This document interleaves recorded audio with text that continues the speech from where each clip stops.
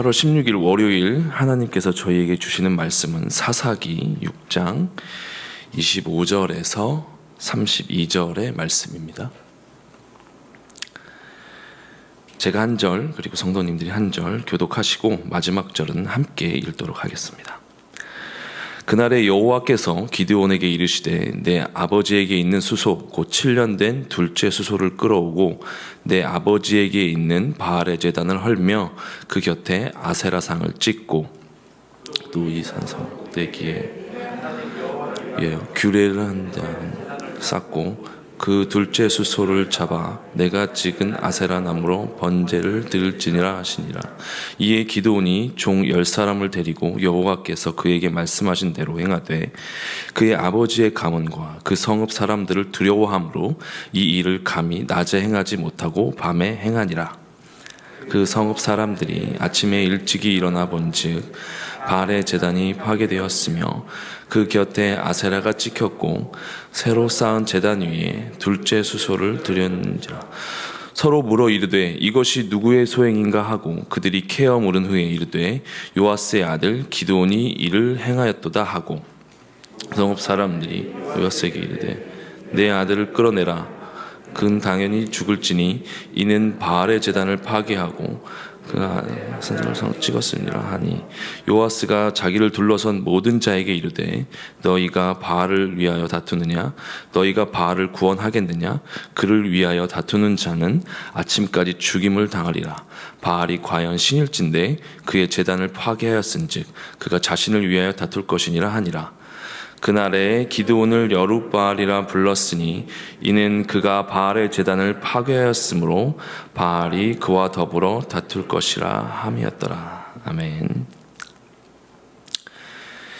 오늘 사사기의 말씀에는 기드온이라고 하는 사사가 등장합니다. 우리가 너무 잘 알고 있는 사사 기드온이고요. 오늘 말씀에 하나님의 사자가 기드온에게 나타나서 하나님의 말씀을 전하죠. 그들이 섬기고 있는 바알 신과 아세라상을 찍어서 그것을 가지고 수소를 나에게 드려라, 번제를 드려라 라고 이야기합니다. 근데 기드온이라고 하는 사사는 두려움이 많았던 사사였어요. 그래서 사람들의 시선을 두려워해서 그 일을 몰래 밤에 행하게 됩니다. 기드온이라고 하는 사사가 두려움이 많았다라고 하는 건 처음 성경에 등장하는 장면에도 나와요. 기드온이라는 사사가 우리가 함께 묵상하진 않았지만 주일 말씀에 처음 어제 주일 말씀에 처음 이제 기드온이 등장하는데요. 기드온이 등장하는 장면은 포도주 틀에서 타작을 하는 장면이에요. 이때 당시에 포도주 틀이 어떻게 생겼냐면 땅을 파거든요. 사람의 한 어깨 높이 정도 되는 땅을 파서 거기에 포도를 채워요. 그리고 사람이 들어서 그걸 밟습니다. 그러니까 웅덩이 같은 거, 네모난 웅덩이 같은 거예요. 그런데 이제 이방 족속들이 계속해서 이스라엘 땅에 들어와서 가나안 땅에 들어와서 곡식을 약탈해 가고 이스라엘 사람들을 괴롭히니까 이 기드온이라고 한 사사는 그들이 무서워서 그 타작 마당이라고 하는 곳에서 그 포도주 틀이라고 하는 곳에 타작을 하고 있던 것이죠. 근데 아이러니하게도 그 하나님의 사자가 이 무서움에 떨고 있는 기드온을 뭐라고 부르냐면 너 큰 용사여라고 그 하나님의 사자가 기드온을 부릅니다. 참 아이러니한 말씀인 것 같아요. 두려움에 떨고 있는 기드온에게 하나님의 사자가 나타나서 큰 용사여라고 부르는 것 같습니다. 하나님의 사자가 아마도 하나님의 말씀을 전하면서 이 기드온을 냉소적으로 약간 비꼰 게 아니라면 아마도 하나님의 큰 용사로 부르겠다라고 하는 의지가 담겨 있는 부르심인 것 같습니다. 그래서 이 오늘 말씀에는 사사 기드온을 큰 용사로 키워나가고 훈련시켜가는 장면이 바로 오늘 이 본문 말씀에 나오는 장면이에요. 하나님께서 어떻게 이제 그 기드온을 큰 용사로 만들어 가시는지 오늘 여러분과 함께 오늘 말씀을 묵상하면서 나누길 기대합니다. 하나님께서 기드온을 큰 용사로 만들어가는 첫 번째 훈련은 거룩하게 구별하는 훈련입니다. 오늘 말씀에 하나님께서 기드온에게 하나님 앞에 제사를, 번제를 드리라고 말씀하고 있어요.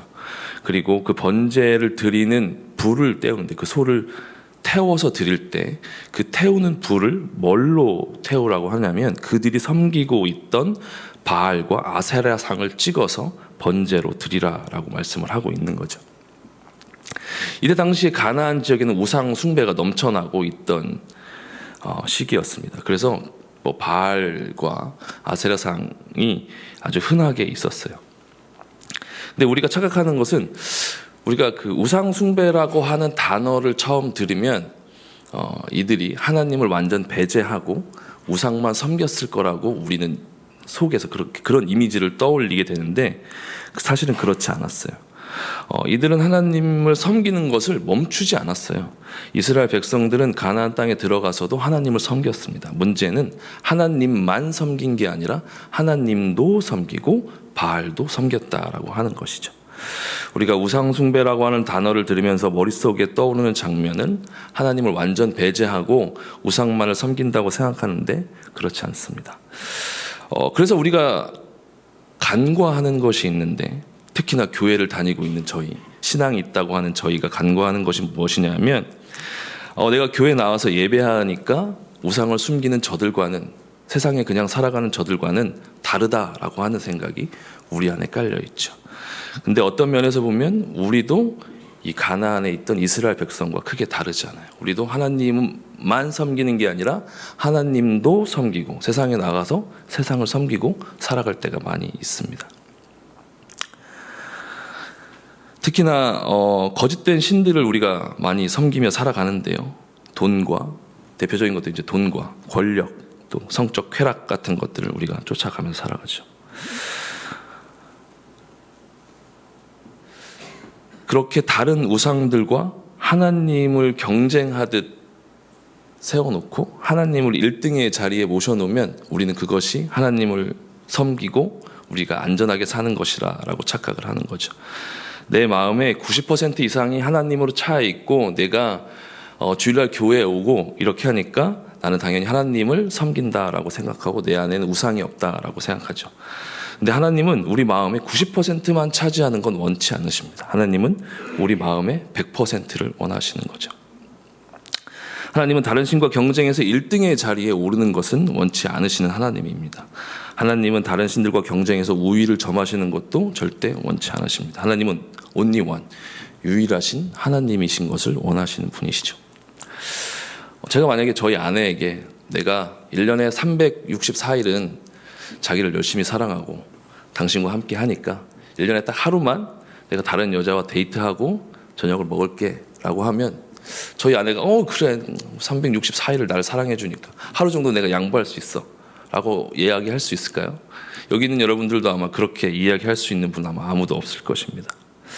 제가 하나님을 섬기는 사람이니까 제가 1년에 51주는 여기 교회 나와서 하나님 앞에 예배 드리지만 딱 한 주만 제가 무당한테 가서 구슬하겠습니다 라고 하면 하나님이 과연 그것을 기쁘게 받아주실까요? 그렇지 않습니다. 하나님은 다른 신들과 경쟁해서 우위를 점하기를 원하시진 않죠. 온전히 100% 하나님께 헌신하는 자를 하나님은 원하십니다. 그래서 하나님은 기드온에게 바알과 아세라 상을 찍고 그것으로 하나님 앞에 번제를 드리라라고 말씀을 하시는 거죠. 유일한 하나님임을 너의 삶 속에 내가 유일한 구원자임을 너의 삶을 통해 고백해라라고 하는 말씀이신 거죠. 오늘 저와 그 안에 질리기 위해 성도님들 삶 속에서 하나님을 유일한 하나님으로 고백하는 축복이 있는 하루가 되길 축복합니다. 내가 하나님 이외에 무엇을 또 내 삶 속에 우상으로 섬기고 있는가는 다른 사람은 잘 몰라요. 근데 본인은 잘 알아요. 내 삶 속에 무엇이 하나님보다 더 우위를 점하고 있는지는 본인은 잘 알고 있습니다. 한번 오늘 자신의 삶을 보면서 내 삶 속에 무엇이 하나님보다 더 높아져 있는지 점검해보는 하루가 되시길 축복합니다. 오늘 하나님께서 기드온을 큰 용사로 만들어가는 두 번째 훈련은 담대함의 훈련입니다. 기드온은 하나님의 말씀대로 바알과 아세라 상을 헐 계획을 이제 세우죠. 하나님께서 말씀하시니까 하나님의 말씀에 순종해야 되니까. 근데 아직도 인간적인 면이 기드온에게 남아 있어요. 우리도 하나님을 깊이 체험하지만 우리의 삶 속에 인간적인 면면들이 남아 있잖아요, 그렇죠? 저는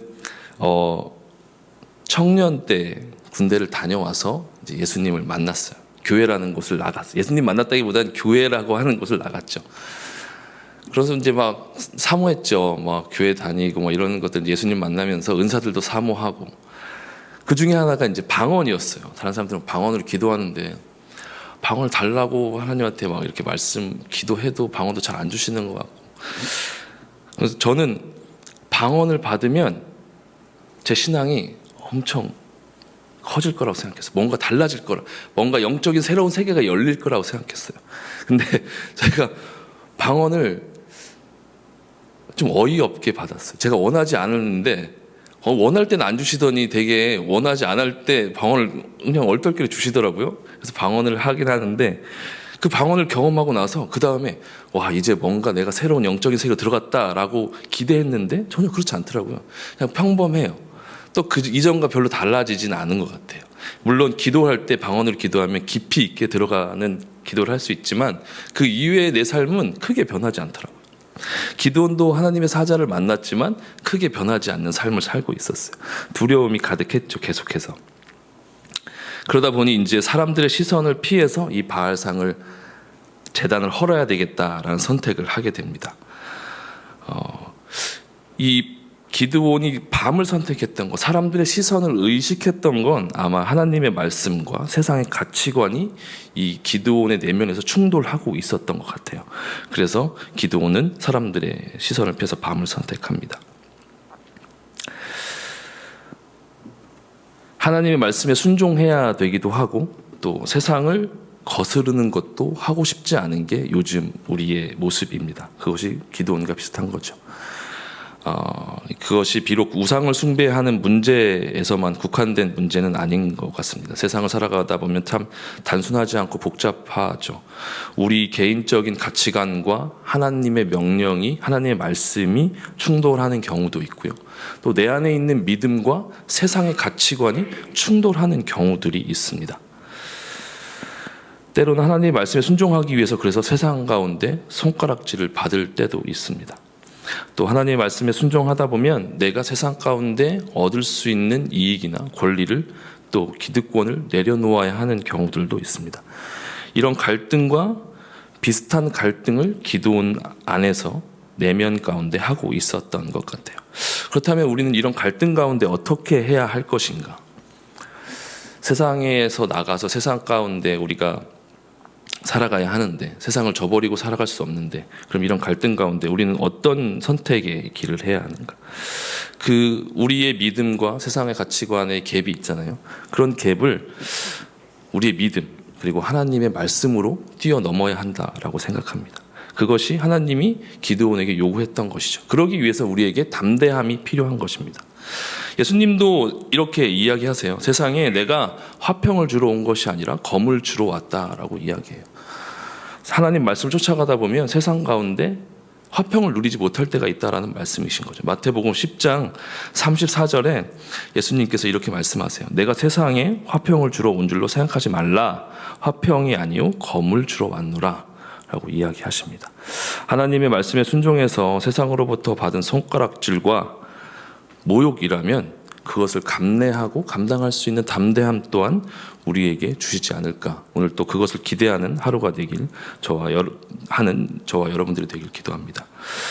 그러기 위해서는 그 시간을 이겨낼 정말 결단과 담대한 용기가 저희에게 필요해요. 근데 이 결단과 담대한 용기는 그냥 주어지진 않더라고요.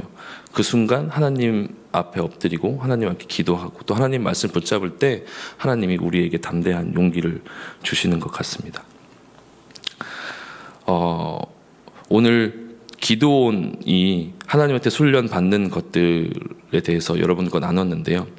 이 거룩이라고 하는 문제와 담대함이라고 하는 문제, 세상 가운데 큰 틀로 보면 세상 가운데 어떻게 우리가 거룩함을 유지하고 살아갈 수 있는지에 대한 이야기인 것 같아요. 그 우상을 섬길 것인지 하나님을 섬길 것인지에 대한 이야기입니다.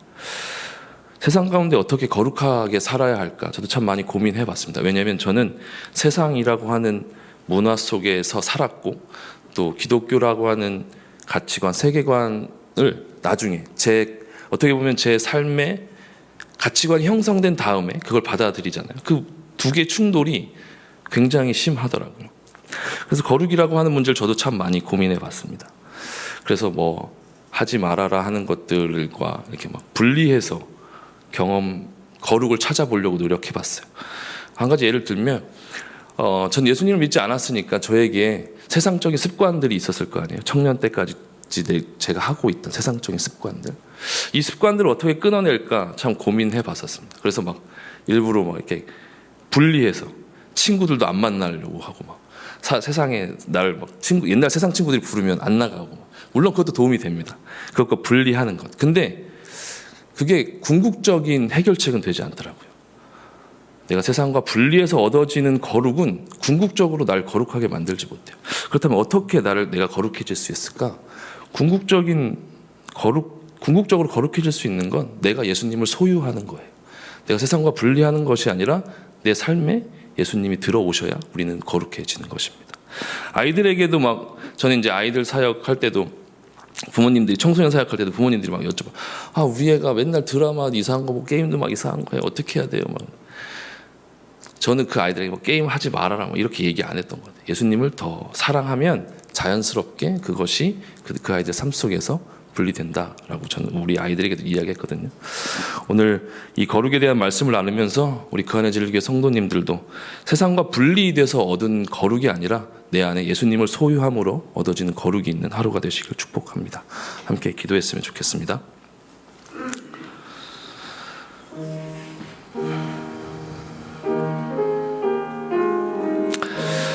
우리 거룩을 위해서 또 담대함을 위해서 함께 기도하며 나갔으면 좋겠는데요. 오늘 내 삶 속에 혹시 하나님과 경쟁하는 나도 모르는 우상이 있는지 한번 돌아보는 시간이 되었으면 좋겠습니다. 그리고 이 세상 가운데 살아갈 때 이 세상으로부터 분리돼서 얻은 거룩이 아니라 내 삶에 예수님을 모심으로 내 안에 예수님으로 가득함으로 이루어진 거룩을 누리는 하루가 되게 하여 주시옵소서라고 함께 기도하며 나아가겠습니다. 사랑하는 하나님 감사합니다. 오늘 말씀을 주시고 내 삶 가운데 하나님과 경쟁하는 또 다른 우상이 있는지 점검해보는 시간을 주시니 감사합니다. 하나님, 제 삶 가운데 하나님과 우위를 다투는 또 다른 우상이 있다면 그것이 우상임을 알게 하시고 또 하나님을 더욱더 사랑하는 저희가 되게 하여 주시옵소서. 하나님, 이 세상 가운데 저희를 거룩하게 하시니 감사합니다. 하지만 하나님, 이 세상 가운데 내가 분리돼서 얻은 거룩이 아니라 예수님을 내 안에 소유함으로 근본적인 거룩함으로 나아갈 수 있는 저희가 되게 하여 주시옵소서. 오늘 하루를 살아가면서 하나님을 더욱더 사랑하는 저희가 되게 하여 주시옵소서. 사랑하는 하나님, 이 아침 저희 주님 전으로 불러주시니 감사합니다. 또 새날을 주시니 감사합니다. 하나님, 오늘 기도원의 말씀을 드리며 하나님 앞에 어떻게 거룩하게 살아야 하는지 고민하는 시간을 주시니 감사합니다. 하나님, 우리가 세상에 나아가서 세상과 분리돼서 얻어진 거룩함이 아니라 예수님을 내 삶의 소유함으로 얻어지는 진정한 거룩함으로 나아가는 저희가 되게 하여 주시옵소서. 감사드리며 예수님의 이름으로 기도드렸습니다. 아멘.